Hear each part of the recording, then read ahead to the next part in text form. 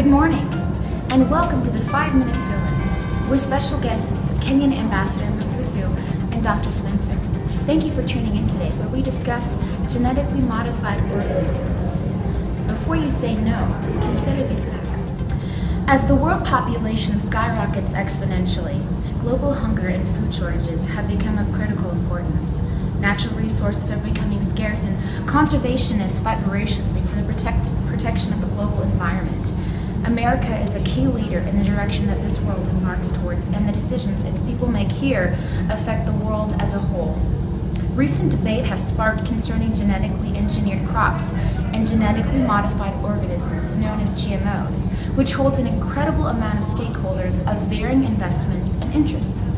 Whether some American consumers like it or not, GMOs are not leaving the American agribusiness, at least not yet. So here's the big question: to label or not to label? Good morning, Ambassador Mafusu, and thank you for joining us today. Good morning, Lauren. Thank you for having me. Sure. I have one question regarding GMOs in the food industry. What are some of the biggest concerns that businesses have with labeling GMOs? That's a good question. One of the biggest concerns that firms and food manufacturers have with labeling foods as GMO is the negative effect it could potentially have on corporate businesses. And large agribusinesses have claimed that labeling products will cost the consumer and cost of goods will increase.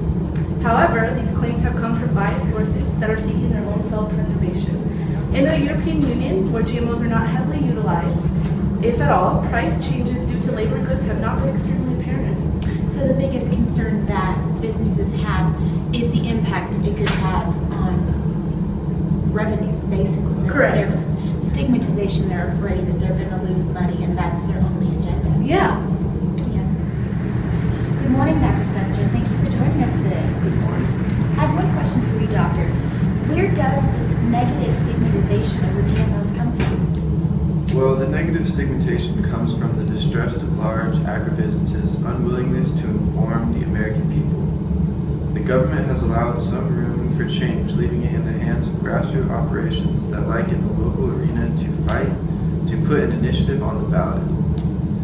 Even when these operations are formed in coalitions, they must fight up against powerful rich lobbyists that want to keep conservative right-wing corporate moguls on top. So what you're saying is that the FDA has allowed businesses to voluntarily label these products, but they make it almost impossible for grassroots operations and local independent farmers to come up against these rich right-wing conservatives. Well, that's exactly right, just because the government's all about making money. Absolutely. Thank you. So Dr. Spencer, in the scientific world, what is the most current research and information that's being developed around GMOs?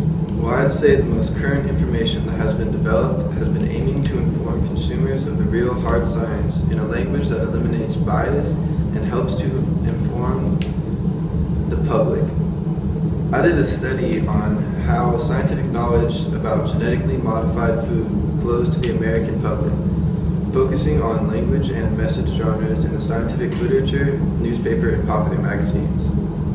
The role of this event in generating subtle repercussions in the perceptions of U.S. consumers, similar to the ripple effect found in Kasperson's social amplification of risk theory, is analyzed and reported. Language has such a profound effect on the consumer decision in what they want to buy.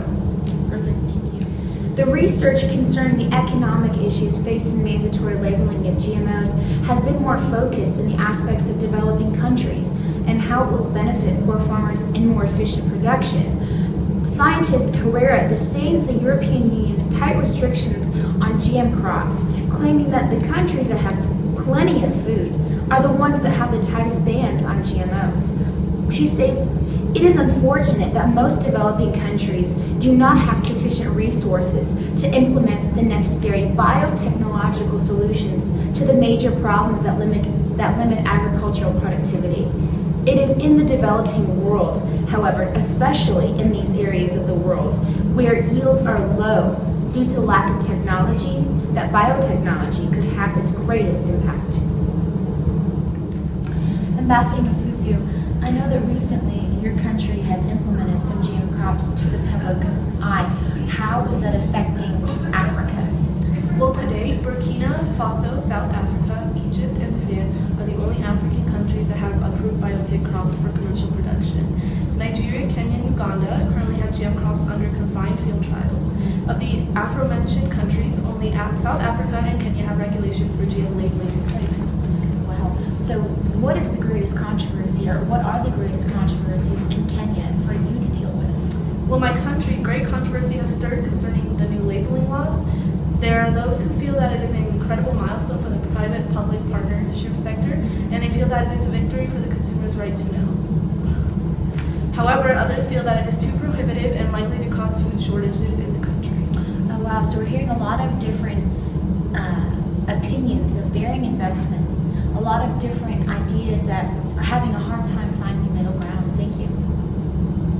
To find a more local perspective, me and my crew traveled to the far-off land of Arapahoe Community College to interview some local college students and their opinions about GMOs and labeling GMOs. Do you think that mandatory GMO labeling is beneficial to the American consumer? I feel like labeling food would be really great for us, but at the same time, I'm not really sure who's actually going to look at it and who it's going to affect and all that. So I think that GMO labeling should be mandatory. It's disgusting if I don't know what I'm putting in my body. I feel like the government is trying to put things in my body that are just going to destroy me, and It is the government's fault, but I would say that it is the lobbyists' fault for taking advantage of the government, you see? So yes, I do believe that we need GMO labeling. I do believe that is mandatory.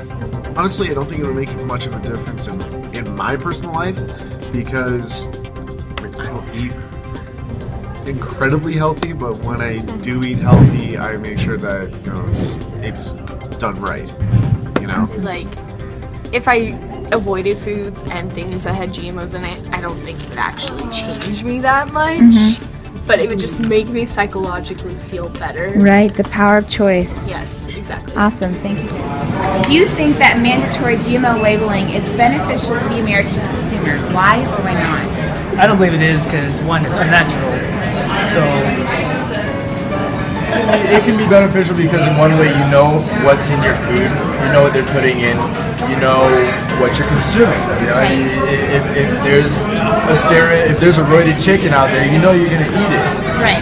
Could be beneficial as a form of knowledge in what you're eating, but it can also be a big hit towards the food industry. I didn't vote for Amendment 105 because it didn't make a whole lot of sense in the election, and I believe that it wasn't explained very well. I'm Lauren Sadler, and thank you for joining us today on the 5-Minute Fill-In. Remember, folks, it's up to you to educate yourself about your decisions before you consume them. Join us next week as we discuss poaching llamas in Tibet.